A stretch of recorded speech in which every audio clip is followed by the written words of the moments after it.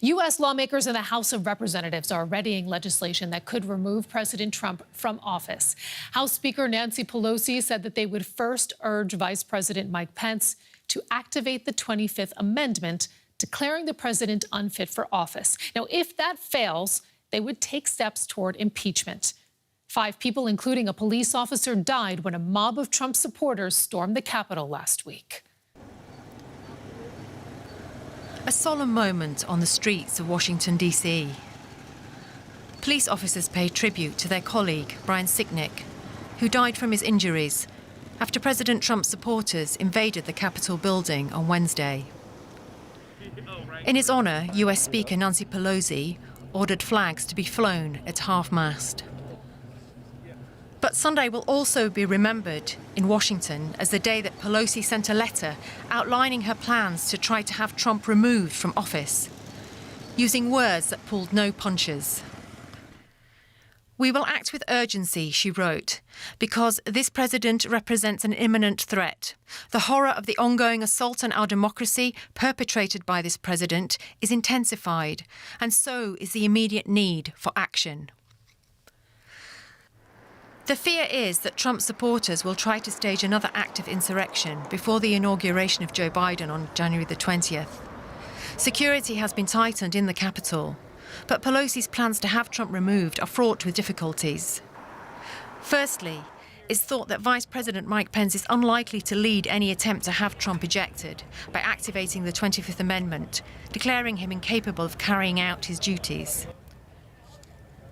And with barely 2 weeks to go for Trump's presidency, impeachment is also thought to be tricky, with some Democrats fearing it could overshadow Joe Biden's first 100 days in office. Whatever the outcome, it seems, Trump's departure from office will be as unconventional and tumultuous as his entire presidency. Let's get more. We are joined by reporter William Glucroft. William, tell us, the Democrats, as we've heard, they're calling for impeachment. How realistic is it?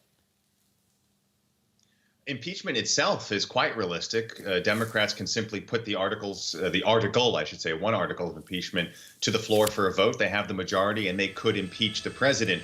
The trickier question is then when that moves over to the Senate for a trial. Remember, the Senate is not in session right now. It will come back after Inauguration Day, could technically come back into session, but for all intents and purposes, we won't see any Senate activity until next week when Biden is already president.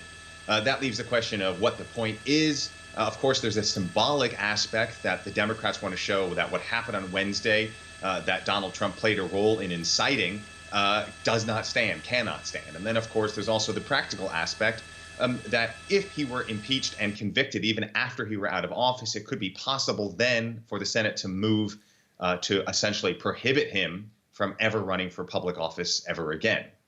Meantime, we know that the incident has been splitting the GOP, and I'd just like to draw our viewers' attention to the fact that former California Republican Governor Arnold Schwarzenegger has spoken out. He's compared the mob that stormed the U.S. Capitol to the Nazis. Let's listen in, and then we'll get your reaction thereafter.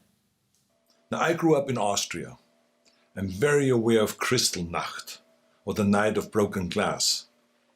It was a night of rampage against the Jews carried out in 1938 by the Nazi equivalent of the Proud Boys.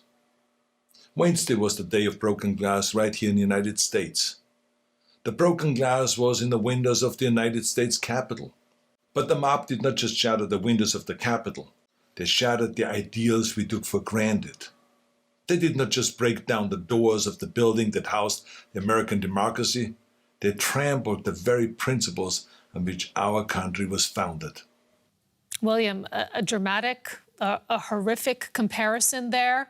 What do you think his intention was in making this comparison? Well, he, of course, wants to make his point that we don't really know where we are right now in the present time.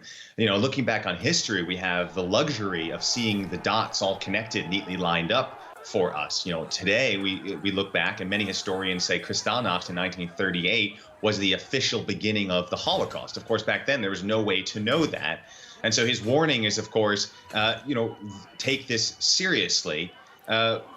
because we don't know where this might lead. Of course, you don't have to go to Germany or Austria for examples of fascism. In the United States, it has a long history dealing with fascist elements, including the 1930s itself was a very tumultuous time. And if not for America's very strong institutions and very strong leadership, especially under Franklin Delano Roosevelt, the president at the time, the United States could have gone a very different and dangerous direction. And I think that's what Schwarzenegger is trying to say right now, that without the institutions and the leadership, these right-wing vigilantes or militiamen, whatever you want to call them, could pose a very serious problem for the republic and for democracy at large.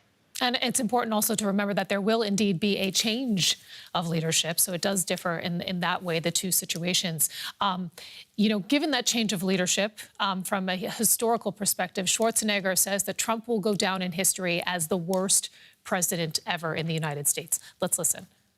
I do believe that we must be aware of the dire consequences of selfishness and cynicism. President Trump sought to overturn the results of an election, and of a fair election. He sought a coup by misleading people with lies. My father and our neighbors were misled also with lies, and I know where such lies lead. President Trump is a failed leader. He will go down in history as the worst president ever. The good thing is that he soon will be as irrelevant as an old tweet. He uses the word irrelevant there, William. Perhaps pick up on that a little bit, because ultimately 70 million U.S. citizens did vote for Donald Trump. So where does that leave the country?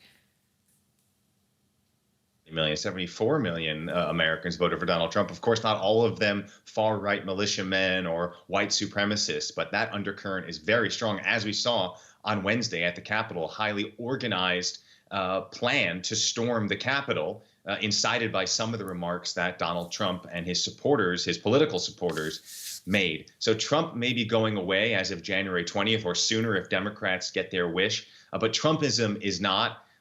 And this is something that the Republican Party has to deal with. What is the future of that party? We should note that Arnold Schwarzenegger is a longtime critic of Donald Trump. He and the president have gotten into quite the Twitter social media wars in the past, especially when it came to immigration and these kinds of things. So Schwarzenegger would himself be viewed as an enemy by these conspiracy theorists that only see Donald Trump as their guy, as we're seeing now with other senators and other political officials and public officials who were once staunch Trump allies being heckled, being threatened because they're now seeing to break ranks. So this is a very serious problem that the Republican Party is going to have to deal with, but it's also something they've been dealing with for years as the party has moved further right in an effort to win elections and to hold on to its a minority of voters. And this is something we have to go forward as that party, that split gets even more extreme. And we're going to be dealing with that. The United States will be dealing with that for many more years to come, regardless of who's in charge. DW's William Glucroft breaking it all down for us. Thank you.